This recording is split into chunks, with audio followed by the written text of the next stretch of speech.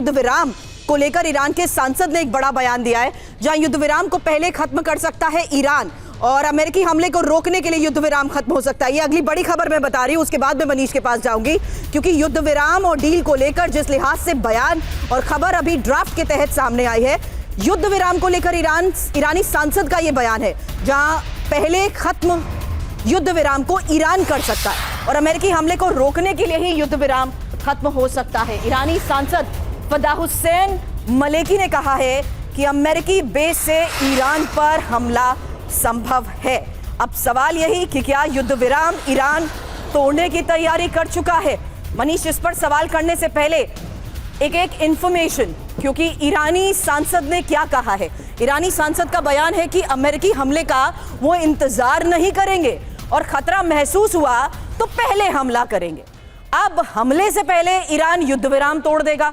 ये बयान क्यों दिया? क्योंकि अमेरिका ने सैन्य तैयारी तेज कर ली है और एक्शन में यूएस नेवी और वायुसेना भी है। अमेरिकी बेस से ईरान पर हमले संभव है और मनीष, बयान का मकसद ही यही है कि अमेरिका को किसी तरह से वो हमले से रोके, यूएस पर सैन्य दबाव बनाए और अपनी सैन्य तैयारी दिखाए। वहीं इसका साफ असर है पश्चिम एशिया में। इस हालात में यही तैयारी तनाव और बढ़ा चुकी है। मनीष, बिल्कुल, देखिए, मुझे इस बात की सबसे अधिक चिंता है, क्योंकि जिसे आप अभी कह रहे हैं वो अगर आप आसान भाषा में कहें तो इसको आप प्रीएम्प्टिव स्ट्राइक कह सकते हैं। कि हमें लगता है कि दुश्मन अब हमला करेगा, उससे पहले हम ही हमला कर दें। अब तक क्या होता था कि हमले की शुरुआत अमेरिका और इजराइल की तरफ से होती थी, लेकिन अब ईरान ने कहा कि जरूरत पड़ेगी तो हम खुद ही हमला कर देंगे, प्रीएम्प्टिव स्ट्राइक कर देंगे। अब देखिए, ईरान तो तैयार बैठा ही है।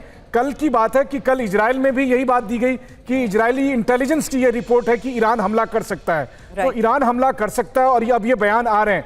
इससे ये लग रहा है कि आइदर इजराइल और ईरान दोनों में से कोई प्रीएम्प्टिव स्ट्राइक कर देगा, क्योंकि दोनों ने देख लिया है कि ट्रंप तो कोई फैसला ले ही नहीं सकते और अगर इन दोनों में से किसी ने प्रीएम्प्टिव स्ट्राइक कर दिया तो ट्रंप को ना चाहकर भी इस जंग में कूदना ही। अब इसमें एक और बड़ी खबर है। ईरान की ये तैयारी और स्ट्राइक की जो बात कही आपने, उसमें अरब देशों पर अचानक हमला करेगा ईरान, ये अगली खबर, क्योंकि ईरान पर इजरायली इंटेलिजेंस की जिस रिपोर्ट की हम यहाँ बात कर रहे हैं उसमें इजरायल और गल्फ देशों पर हमले की संभावना जताई गई है और ईरान के मिसाइल और ड्रोन हमले संभव है, ये इजरायल दावा कर रहा है। डील पर वार्ता के बीच हमलों का ये खतरा,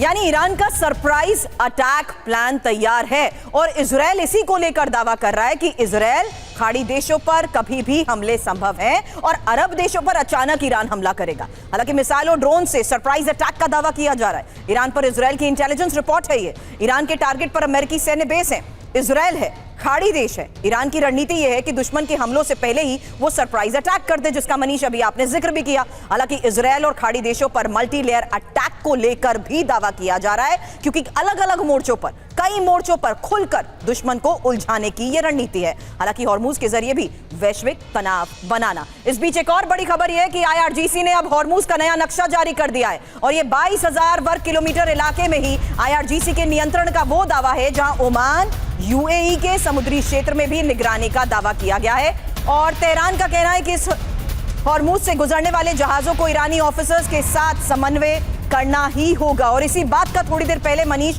ड्राफ्ट के दौरान मैंने जिक्र किया कि जहां पर 5,000 वर्ग किलोमीटर का एरिया था वो 22,000 हो चुका है और हॉर्मूज का यही नया नक्शा जो जारी किया गया है उसकी डिटेल अब आपके सामने, क्योंकि ईरान का ये कब्जा डिकोड करना बहुत जरूरी है। इस मैप को जरा आप एक बार फिर से गौर से देखिए।